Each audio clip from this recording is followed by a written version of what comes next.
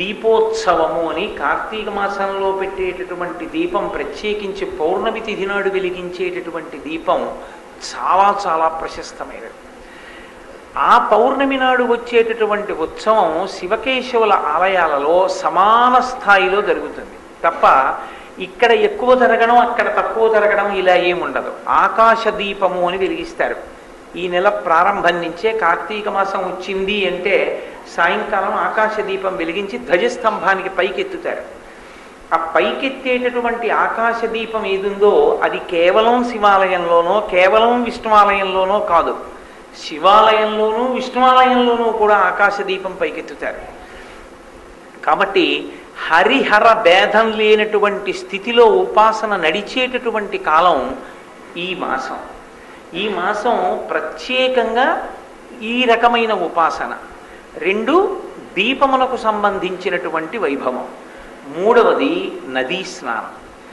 మిగిలిన మాసములలో మీరు నదీ స్నానం చేశారా చెయ్యలేదా అన్న విషయాన్ని ఎవరు అడగరు. కానీ కార్తీక మాసంలో మాత్రం తప్పకుండా నదీ స్నానం చెయ్యాలి. చెయ్యవలసినటువంటి విహిత కర్మల యందు జీవనదీ జల స్నానం అనేటటువంటిది ప్రత్యేకముగా పేర్కొనబడింది. అందుకే నేను ఇప్పుడు వస్తూ వస్తూ గోదావరిలో స్నానం చేసి వచ్చాను. బట్టి నదీ స్నానం తప్పకుండా చేయాలి. శ్రావణ మాసంలో నదీ స్నానం చెయ్యకూడదు. ఈ మాసంలో నదీ స్నానం చెయ్యకుండా ఉండకూడదు, తప్పకుండా చెయ్యాలి. ఎందుకు చెయ్యాలి అంటే మనకి శ్రీరామాయణంలో ఒక విషయాన్ని చెప్తారు. ఈ నదులన్నిటి యొక్క జనన స్థానమును నిర్ణయించినటువంటి వారు చతుర్ముఖ బ్రహ్మగారు. ఏ నది ఎక్కడ పుట్టాలో నిర్ణయించి, ఏ నది ఎటువైపుగా ప్రవహించి ఏ ఏ ప్రాంతముల గుండా ప్రవహించి వెళ్ళి సముద్రములో కలవాలో ఆయన నిర్ణయం చేశాడు. సృష్టి ఆది యందు నది ఆ మార్గంలోనే ప్రయాణించి వెళ్ళి సముద్రంలో కలుస్తుంది. అలా ప్రయాణించి వెళ్ళేటటువంటి నది ఈ కాలంలో శరత్కాలం దగ్గరికి వచ్చేటప్పటికీ చాలా గొప్ప శక్తిని పుంజుకుంటుంది.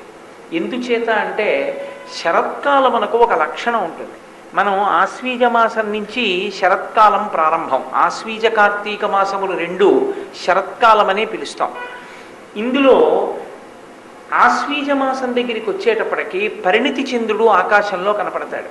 ఆ చంద్రుణ్ణి, ఆ ఆశ్వీజ మాసంలో ఉన్నటువంటి పౌర్ణమి చంద్రుణ్ణి మాత్రమే పరిణితి చంద్రుడు అని పిలుస్తారు. శరచంద్రగాత్రం అని పరమశివుడికి పేరు. తెల్లగా వెలుగులు కురిపించేస్తుంటాడు. హంసో యథా రజత పంజరస్థ అంటారు వాల్మీకి మహర్షి రామాయణంలో. వెండి పంజరంలో పెట్టినటువంటి తెల్లని హంస ఎలా ఉంటుందో అలా ఉంటాడు. అంత గొప్ప స్థితిలో ఉండేటటువంటి చంద్రుని యొక్క కాంతులను నదీ జలాలు పుచ్చుకుంటాయి.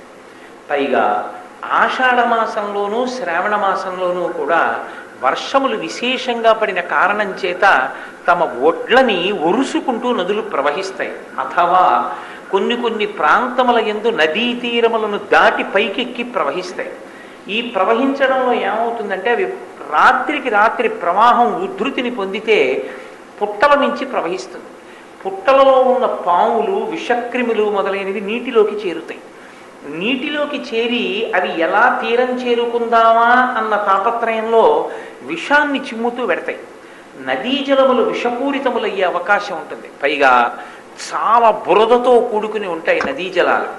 చీకట్లో వెళ్ళి నదీ స్నానం చేస్తే ఎవరు ఏ ప్రమాదకరమైనటువంటి పరిస్థితికి లోనవుతారో ఎవరికీ తెలియదు. అందుకే ప్రత్యేకించి శ్రావణ మాసంలో నదీ స్నానం అనేటటువంటి దాన్ని మన ఋషులు నిషేధించారు.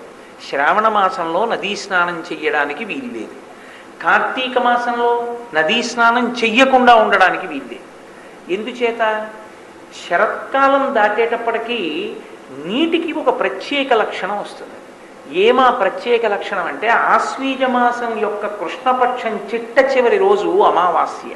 ఏ నెలకైనా అమావాస్య. కానీ ఆశ్వీజ మాసం చిట్ట చివర వచ్చేటటువంటి అమావాస్యకి ఒక ప్రత్యేకమైనటువంటి శక్తి ఉంది. ఏమిటా శక్తి అంటే తైలే లక్ష్మీ జలే గంగా అని. నువ్వుల నూనె అన్ని వేళలా నూనె చేతితో పుచ్చుకోం, అన్ని వేళలా నూనె చేతిలో వేసుకోరు, అన్ని వేళలా నూనె కొనరు కూడా. కానీ ఒక్క ఆశ్వీజ మాసంలో వచ్చినటువంటి అమావాస్య దీపావళి అమావాస్య అని పిలుస్తాం మనం. అక్కడ ప్రారంభం దీపాలు పెట్టడం. ఆవళి అంటే వరుస, దీపముల వరుస. ఆ అమావాస్య తిథి నాడు పరమేశ్వరుడు ఒక గొప్ప వరం ఇచ్చాడు. నూనెలోకి లక్ష్మీదేవి ప్రవేశిస్తుంది, జలములలోకి గంగ ప్రవేశిస్తుంది. గంగ పతితపావని అని పేరు. గంగ పేరు ఎత్తితే చాలు, గంగా స్నానము చేయడం ఎంత గొప్పదో, గంగా అన్న పేరు ఉచ్చరిస్తే చాలు నోటితోటి. అందుకే గంగా నది గంగా నది గంగా నది ఎనుచు రే పడక మేల్కొనుచో గంగ నుతియించునేవాడు. రాత్రి పడుకున్నప్పుడు కానీ నిద్ర లేచినప్పుడు కానీ గంగా నది గంగా నది గంగా నది అని ఎవడైనా స్మరించినా, గంగని తలుచుకున్నా, గంగ పేరు చెప్పి పొంగిపోయినా అలాంటి వాడి యొక్క మహాపాతకములు కూడా భంజింపబడతాయి. అంత శక్తివంతము గంగా నది. పేరు స్మరిస్తే చాలు. ఎక్కడదా శక్తి అంటే శ్రీరామాయణం బాలకాండలో మహర్షి అంటారు, భవాంగపతితంతోయం పవిత్రమితి పస్పృశు. పరమేశ్వరుని యొక్క అవయవములన్నిటికీ తగులుతూ కింద పడింది కాబట్టి గంగకి అంత పవిత్రత వచ్చింది. గంగ స్పృశించినంత మాత్రం చేత, చల్లుకున్నంత మాత్రం చేత, స్నానం చేసినంత మాత్రం చేత, గంగా నామమును పలికినంత మాత్రం చేత, గంగా గంగాని స్మరించినంత మాత్రం చేత గంగా మోక్షమునే ఇవ్వగలదు. ఇంకొకటి కాదు, గంగ మోక్షమునివ్వగలదు.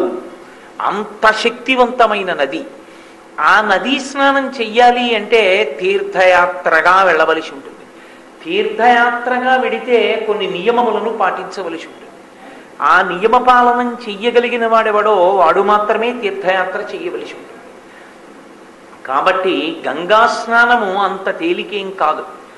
అంత తేలిక కాని గంగా స్నానము సంవత్సరంలో ఈశ్వరుడు తత్శక్తిని అంటే జలములన్నిటి యందు ప్రవేశపెట్టాడు.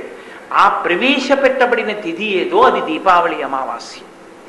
నూనె యందు లక్ష్మి నుంచి ప్రతి నీటి యందు, కూపజలముల యందు, ఆఖరికి నూతిలో నీళ్లు తోడుకున్నా సరే ఆ రోజు ఆ నీటి యందు గంగ ప్రవేశించి ఉంటుంది. అందుకే విశేషంగా గంగ యొక్క అనుగ్రహం పొందాలి అంటే తప్పకుండా దీపావళి అమావాస్య నాడు స్నానం చేసేటప్పుడు కార్తీక మాస ఆరంభము అంత గొప్పగా ఉంటుంది. అంటే దాని ముందు పునాది అంత గట్టిగా వేస్తారు. సుందరకాండ ప్రారంభానికి ముందు కిష్కింధకాండ చివరి భాగం సుందరకాండకు పునాదిగా మారిపోయినట్టు. ఆ అమావాస్య తిథి నాడు తెల్లవారుజామున లేచి యథావిధి స్నానము యందు ఆ తైలాన్ని ఒళ్ళంతా మర్దించుకుంటారు, ఆ ఒంటికి రాసుకుంటారు. ఆ నూనె ఒంటికి రాసుకోవడం వల్ల లక్ష్మీ కటాక్షము కలిగి అలక్ష్మీ పరిహారం అవుతుంది.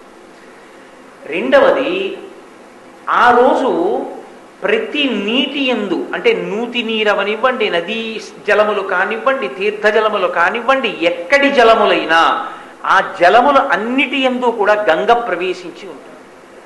గంగ ప్రవేశించిన కారణం చేత ఎవరు ఆ రోజున ఒంటికి నూనె రాసుకుంటారో, ఎవరు నీటి యందు మజ్జనము అంటే తల మునిగేటట్టుగా స్నానం చేస్తారో అటువంటి వారందరికీ కూడా లక్ష్మీ యొక్క అనుగ్రహము కలుగుతుంది. అటువంటి వారందరికీ కూడా గంగా స్నానము చేసినటువంటి ఫలితాన్ని వాళ్ళ ఖాతాలో వేస్తారు.